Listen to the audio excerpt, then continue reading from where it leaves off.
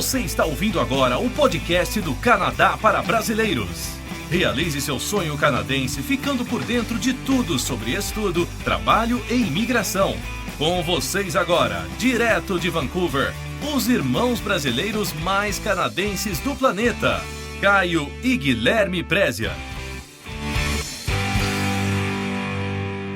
Olá, eu sou o Guilherme. E eu sou o Caio. Caio, antes de mais nada, vamos falar do Halloween, né? Essa semana teve Halloween aqui no Canadá. Você saiu com a sua filha, Caio, para fazer, como que chama? Trick and treat? Eu nem sei ainda como fala isso em inglês. Ontem à noite, né? Hoje a gente está gravando esse podcast sexta-feira, 1º de novembro. Ontem foi o Halloween, dia 31. E é tradição aqui, né? No Canadá, nos Estados Unidos, nos países europeus aí, é levar as crianças na vizinhança para coletar doce, né? E o bom é que o balde que a minha filha coletou de chocolate ficou para mim, né? Tá aqui já do meu lado. Acho que ela pegou, acho que mais de, 50 barras de chocolate. Total. Pô, isso daí é trabalho escravo, cara. Você colocou ela para trabalhar, coletar os chocolates? Tem que começar a trabalhar desde cedo, né? Uma vez por ano, pô. O meu filho passou, acho que eu e meu filho passamos aí com a minha esposa, acho que 2 horas. Eu contei 16 lugares que a gente foi, entre casa e apartamentos. Ele encheu o carrinho dele de chocolate. E hoje a gente comemorou o Halloween, né, o pós-Halloween, numa churrascaria aqui em Vancouver, né? Quem tiver com saudade, fica a dica, né? Quem tiver com saudade da famosa churrascaria brasileira, aqui em Vancouver tem a Rio, que fica na rua Deman, lá próximo do Stanley Park. É só digitar Rio, né? Rio Steakhouse no Google. Você pega o endereço. Foi muito bom, cara. Até agora eu tô meio cheio aqui. A gente foi na semana passada, tava razoável, né? A gente foi durante a semana. Aí hoje tava muito bom. E só pra completar esse negócio do Halloween que a gente tava falando, para as pessoas aí que querem saber um pouco mais como é que é essa tradição, então a gente saiu aqui no bairro aqui, bairro residencial aqui perto de casa, e daí funciona assim, as pessoas elas colocam toda a decoração de Halloween, né? Tem umas que colocam até fumaça saindo, abóboras, espantalhos, e quando a casa tem quando a casa faz essa decoração, é porque você pode bater na porta para pedir os doces, né? Então é muito interessante. Esse pessoal é mais, geralmente, pelo menos o que a gente observou ontem, né, tinha um pessoal mais de idade, assim, que de repente, né, os filhos já são grandes, então eles decoraram a casa e eles compram aí, né, baldes de chocolates. Então eles sabem que as crianças vão bater, daí eles abrem a porta, a criança, né, entra um pouco assim e eles dão aí os chocolates para as crianças. Caio, agora que eu lembrei, eu fiz Trick or Treat no McDonald's com meu filho também. Você falou. Eu tava no McDonald's depois, né, de toda a caminhada pelo bairro, e aí eu comecei a ver que entrava sempre uns monstrinhos lá, a molecada vestida de monstro, e pediam uma casquinha, né? Aí eu falei pro meu filho, vai lá, né? Aí eu fiquei atrás dele, ele pediu, deram também, então... Fica a dica, próximo Halloween pode ir no McDonald's que eles dão... Você tem que falar Trick or Treat, daí eles dão o casquinha de graça, né? Sorvete. Mas não é da grande, é menorzinha, né? Claro. Menor, Então, Caio, já né, passado, não vamos conversar sobre o tempo hoje, né? Apesar do tempo, né, vamos pular, né? Nesse podcast a gente não precisa conversar sobre o tempo para aquecer no começo. Ó. E falando aí, essa semana que passou, a gente organizou e, né, realizou o nosso primeiro hangout com os assinantes do Canadá para Brasileiros VIP. Foi na última quarta-feira. Para quem não sabe, né, o Hangout é basicamente um chat que fica, né, a minha imagem aqui em casa, você aí na sua casa, e os assinantes entram e mandam perguntas e a gente responde ao vivo. Eu adorei a experiência, foi diferente, foi muito bom. Né, Caio? Sim. Quais foram as suas impressões? Eu também gostei, foi uma interação diferente aí, né? Que a gente teve com os assinantes. E foi o primeiro aí a gente está programando aí para os próximos meses aí ter mais hangouts e outras novidades também que a gente vai anunciar agora em breve, né, Guilherme? Vamos esperar um pouco, né? E também mas dizer vai que ter, né? Não, vai ter. E também para dizer que Eu já coloquei a gravação inteira do Hangout na área VIP. Então, quem aí, os assinantes VIP que perderam aí o Hangout com a gente na quarta-feira, podem assistir a íntegra, são quase 2 horas de Hangout. Já está disponível lá na área VIP, basta clicar no menu lá em cima, Hangout, e para você assistir a reprise, né, da íntegra. Cara, curioso que essa semana eu encontrei com um cliente da nossa agência, já está aqui em Vancouver, né? Ele é também assinante do Canadá para Brasileiros VIP, e eu falei, a gente teve o nosso Hangout, ele falou, putz, esqueci, não pude participar. Eu falei assim, então, exatamente, o Hangout já foi, você perdeu, essa é a notícia ruim da história, e a notícia boa é que o Caio já colocou a íntegra do nosso Hangout lá na área VIP, então basta acessar, fazer o seu login na área VIP e clicar em Hangout que o vídeo já está lá. Exatamente. Então, Caio, vamos aí. O assunto que a gente vai tratar aqui, para quem participou do Hangout, já não é uma novidade, mas eu acho que é justo e interessante também compartilhar algumas, não todas as informações são iguais a do Hangout, né? Sim. Mas compartilhar informações importantes relacionadas à imigração para o Canadá para o próximo ano, né? Para 2014. Então, a gente já comentou com os assinantes isso, que a gente ficou muito feliz com os releases que foram divulgados na semana passada, no próprio site da imigração canadense. E o Caio, o que mais me chamou a atenção é que a imigração está com a previsão de ter um número recorde, bater recorde. Quer dizer, 2014 vai ser o ano com o maior número de imigrantes chegando aqui no Canadá. Isso Sim. é, sem dúvida nenhuma, uma notícia boa, né? Eles estão prevendo para receber aí de 240, 265 mil novos residentes permanentes em 2014. Por mais que esses processos são pessoas aí que iniciaram os processos, né, nos anos anteriores, é importante a gente ver que cada ano né, os números aí eles estão mantendo aquela média dos 250 mil, e a gente sabe que o Canadá ele precisa manter essa média. Então isso a gente pode aí prever que para 2015 isso vai ser bem semelhante, e 2016. Alguns meses atrás eu estava lendo uma reportagem no jornal de uma pessoa explicando a importância da imigração para o Canadá. Então, porque o Canadá aí precisa ter pessoas jovens chegando, trabalhando, e pessoas qualificadas, porque senão a população vai estar muito idosa daqui 20, 30 anos. Então, por isso que a gente acredita que esses números eles vão se manter. Não é uma coisa só para agora, para esse momento que a gente está falando, né? Desde quando a gente começou a abordar mais temas de imigração nos últimos anos, mas é uma tendência esse número aí ser mantido, a média de 250 mil. Então, para os próximos anos, a gente acredita que esse número ele vai continuar, e que é uma notícia ótima, né? Não, sem dúvida nenhuma. A gente já ouviu esse tipo de comentário, mas esse recorde aí já é referente a aplicações feitas há 2 anos, 3 anos atrás. Sim, parte sim, mas parte não, porque tem muitos processos que agora estão sendo agilizados. Tem gente imigrando em 1 ano e meio de Sim. aplicação, né? Principalmente Sim. processos que envolvem oferta de trabalho. Você mesmo, né, Caio? Quando você imigrou através do seu processo, foi relativamente rápido. Não durou mais aí que 1 ano e meio, eu acho. Não, mas a aprovação foi rápida. A aprovação foram 3 semanas, entendeu? Então, realmente, esse número ele deve continuar. Essa aqui, assim, é a boa notícia aí que a gente tem passado, não é só em relação a 2014, mas é que essa média ela deve continuar para os próximos anos. E é interessante que os responsáveis, né, vamos colocar assim, os responsáveis por esse provável recorde em 2014 são processos aí de tendência, né, que a gente vem comentando e vem enfatizando no nosso podcast.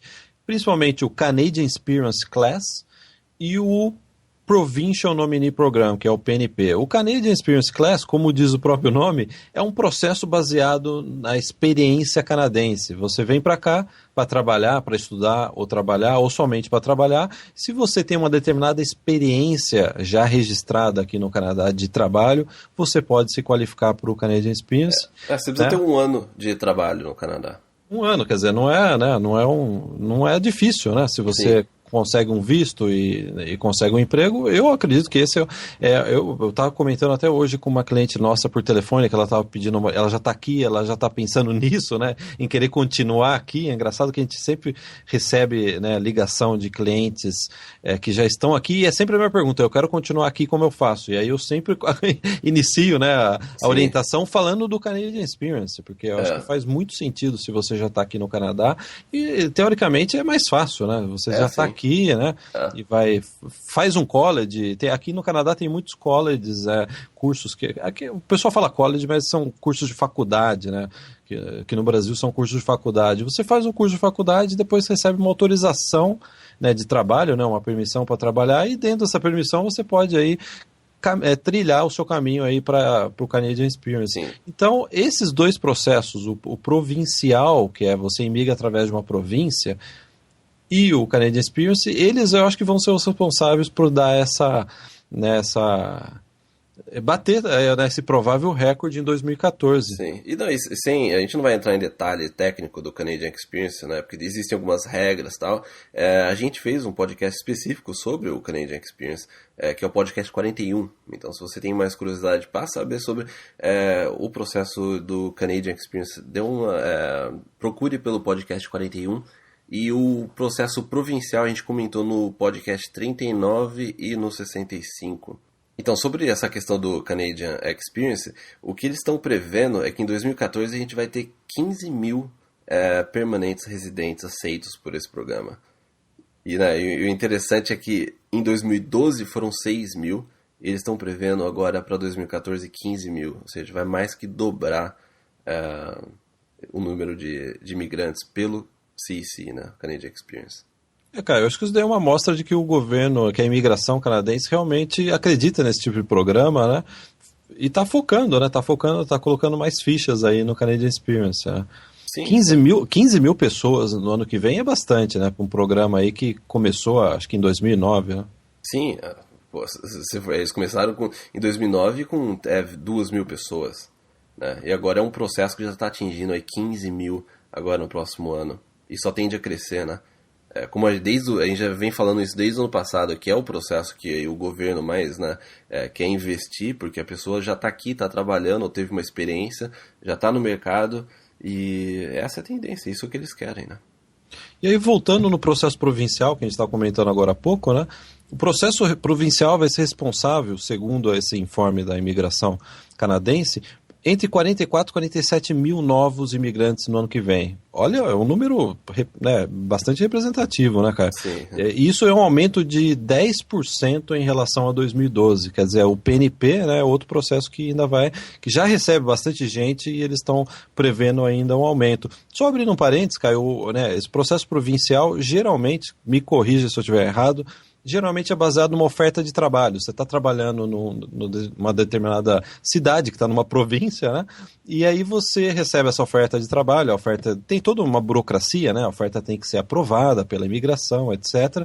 E com essa oferta de trabalho, né, baseada na oferta de trabalho que você recebeu, você pode migrar através da província. Sim, por cima é isso, né? Cada província controla o seu próprio programa provincial. Existem categorias, né, de cada província. Então tem também para quem se gradua, faz um PhD ou determinadas áreas, já teve uma experiência aqui.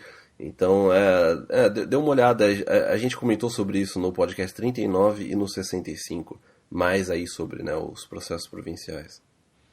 Eu geralmente, cara, quando tenho que procurar podcast, eu vou lá no YouTube, no nosso canal do YouTube, e vou na busca do canal e digito o número do podcast. Eu não sei se tem uma outra forma de fazer, no mas blog, assim, né? que eu faço. No nosso blog aí tem a página podcast, pode fazer o download de todos os podcasts. Então, o PNP, quais são os podcasts, Caio? Só para 39 e 65. Perfeito.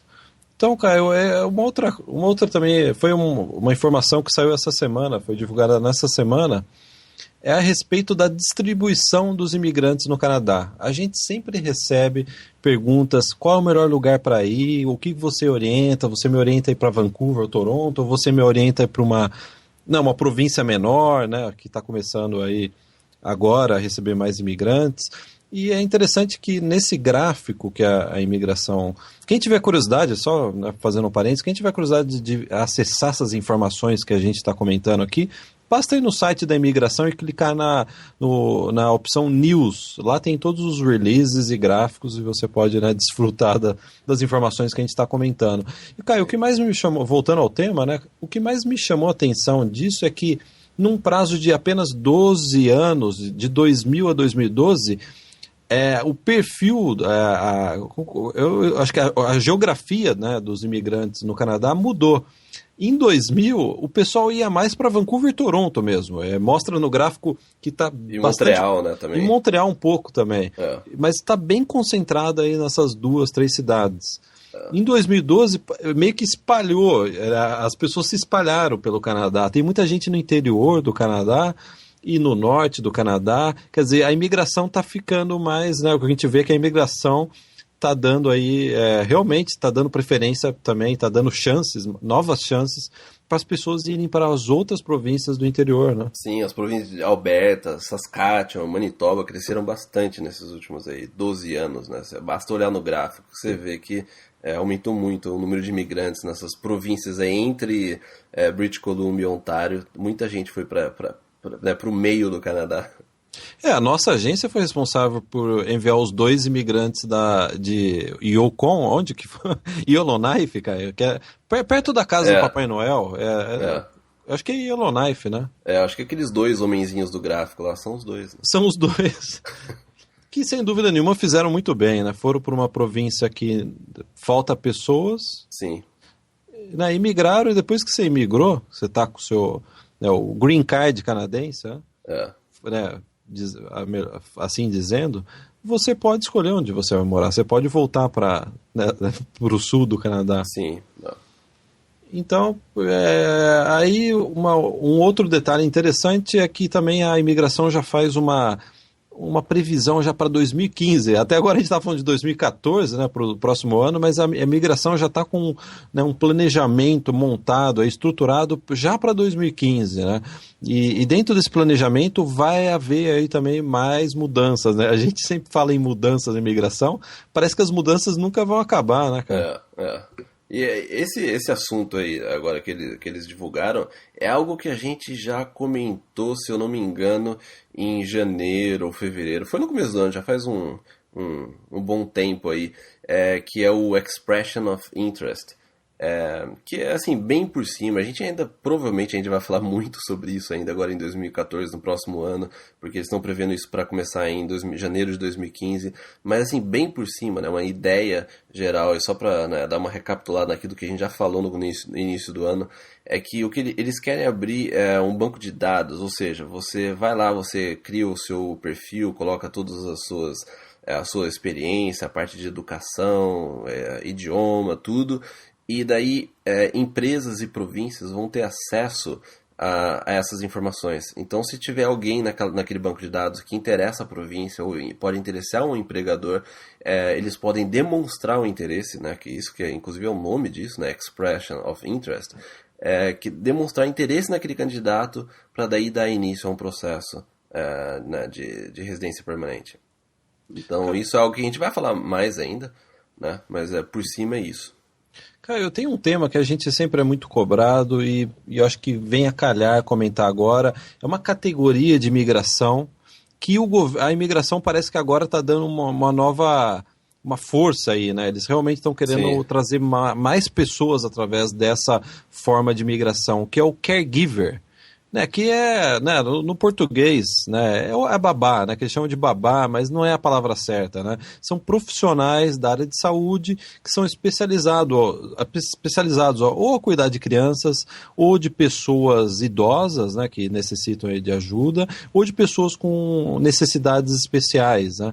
Então, esse programa já existe, né, já há bastante tempo, mas a imigração ela quer dobrar o número de pessoas imigrando através desse programa em 2014. Isso que é o interessante, né? Porque eles também estão fazendo uma limpeza naqueles processos que estão, né, ainda pendentes, mas para 2014 promete aí muita aceitação de imigrantes através desse processo. Que é principalmente, né, como você disse, o pessoal na área de saúde e também educação infantil. E eu acho que é um campo muito bom, é um campo que no Brasil tem muitos profissionais de excelente qualidade, né? Acho que o brasileiro produz bastante profissionais nessa área, né? Eu lembro até que quando a imigração federal parou de aceitar a profissão de enfermeiro, a gente começou a receber um monte de e-mail, eu sou enfermeiro, como que eu faço agora?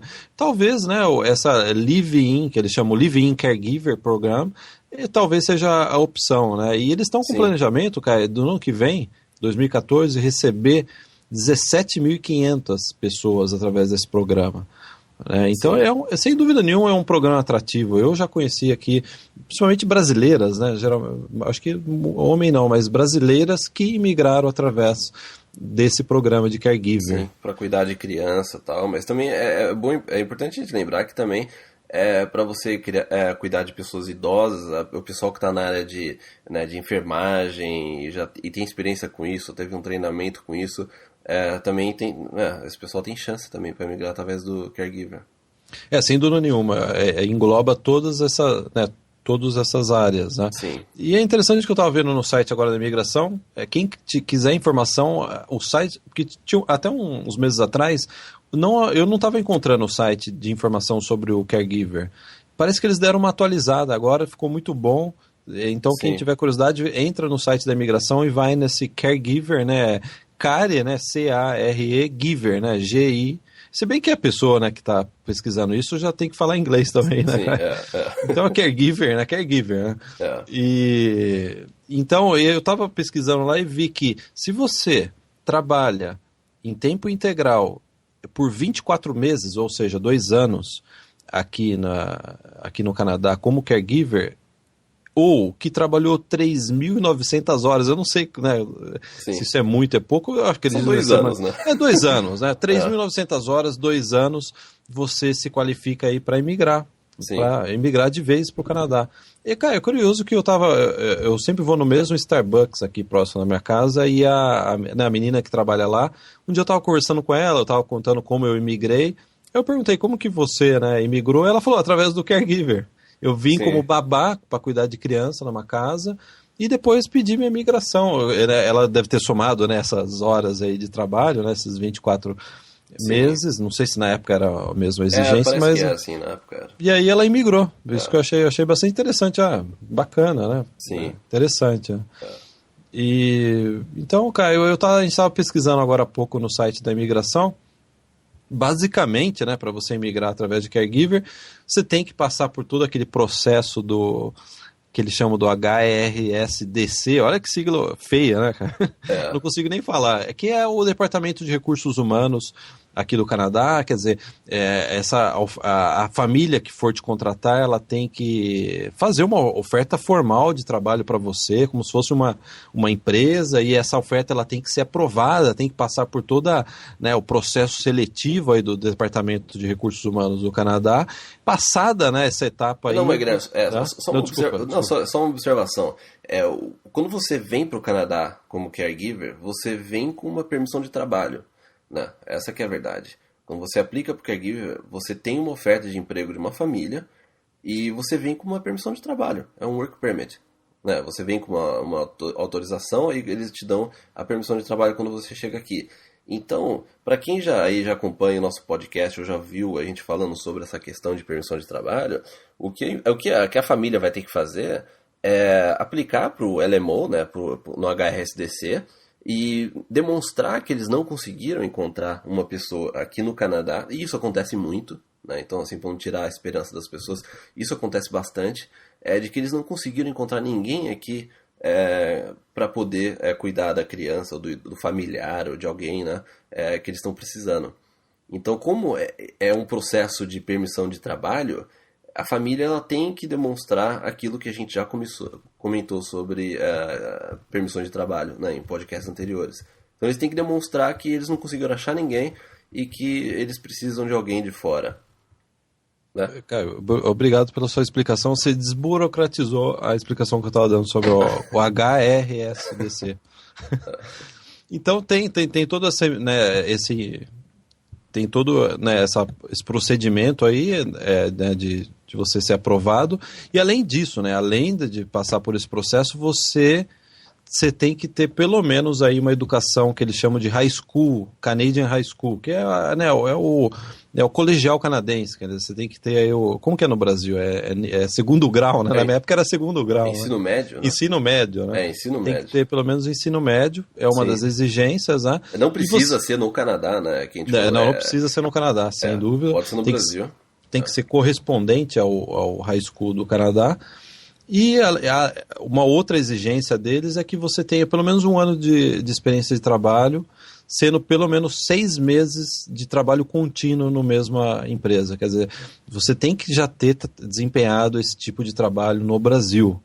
Né? Sim, E aí tem outras exigências, essa experiência de trabalho tem que ter ocorrido nos últimos 3 anos, etc. Sim. Ou você tem que ter pelo menos 6 meses, se você não tem experiência, você tem que ter pelo menos 6 meses de treinamento. Sim. Né? Na área também, nessa área que eles chamam de... Pode ser educação infantil, né? Ou cuidar de pessoas idosas, alguma coisa relacionada à enfermagem, né? Primeiros socorros, algum treinamento de pelo menos 6 meses. Né? Tem essa exigência e, é claro, né, por fim, tem a exigência de você falar, né, ter aí uma boa compreensão, né, que eles falam, né, de inglês ou francês. Sim, e pelo lado mais... ou seja, também não precisa de nenhum teste de inglês, ou seja, você não vai precisar fazer um IELTS, nada. Quem determina se o inglês é o suficiente ou não vai ser o empregador, vai ser a família que está te contratando. Mas, e também você vai ter que ter um contrato com a família, tal, antes de você aplicar para seu vídeo de trabalho, você vai ter que ter um contrato com a família, esse contrato vai ter que ser anexado na documentação, né? Então, tem esses requerimentos aí, mas eu acho que é uma boa oportunidade aí para quem está na área de saúde, educação infantil, para tentar algo no Canadá, né? Cara, eu estava até fuçando no site da imigração, eu vi que a família, inclusive, tem que pagar a passagem de avião para a pessoa chegar aqui. A família tem que pagar a passagem para você vir. Se não me engano, a família ela tem que cobrir todos os custos de moradia e alimentação. Saúde também, para pessoa, parece. Seguro saúde, a parte de... Né, tem que estar tudo demonstrado no contrato, essa parte de quantas horas vai trabalhar, quanto que vai pagar, na parte de férias, como é que vai ser... então eles precisam aí tem até um template, um modelo de contrato no site da imigração. Vou colocar esse link sobre o Caregiver no post desse podcast, né? Para quem quiser mais detalhes. Mas tem inclusive um template, um modelo que você pode baixar do contrato que você tem que ter com a família. Eles são bem estritos em relação a isso, né? Mas assim, basicamente o requerimento que você precisa ter a família tem que aplicar para um Labor Market Opinion, né, com a HSDC, tem que ter esse contrato com a família, você precisa ter pelo menos o ensino médio brasileiro e você tem que comprovar que você tem a experiência de 2 formas, ou a parte de trabalho, como o Guilherme disse, ou a parte de treinamento, 6 meses de treinamento. Então aí depende do que você fez, da experiência que você fez, e você pode utilizar uma das duas. Mas não precisa ser as duas, você não precisa ter 1 ano de experiência e 6 meses de treinamento. Pode ser uma ou outra. Né? Cara, e precisa falar bem o inglês razoável ainda. O francês. Cara, eu falo um inglês razoável e já troco a fralda do meu filho há 3 anos e meio. Talvez eu me qualificaria para esse programa. Você pode fazer. Você babar. Não é, mas é informal demais, né? É muito informal. É bom também falar que não vale. Esse tipo de experiência não conta, né? Tem que ter trabalhado para alguém, né? Não na sua casa. Exatamente. Então, cara, foi até bom. Eu tirei um peso das costas, porque a gente em 69 podcasts, a gente nunca tinha falado sobre o Caregiver. Sim, não. Então eu tô aliviado, não sei você. Que bom, Guilherme. Fico feliz que você esteja aliviado. Então, cara, vamos encerrar esse podcast lembrando novamente, se você perdeu o nosso primeiro Hangout, acesse agora a área VIP Canadá para Brasileiros VIP.com e acesse e assista a gente conversando com os assinantes na última quarta-feira. Nós falamos, a gente respondeu sobre tudo, né, cara? Foi muita pergunta, né? Englobou tudo, acho que foi desde estudo, trabalho, né, imigração, vida no Canadá, tudo, né? Sim. E são quase 2 horas aí de Hangout.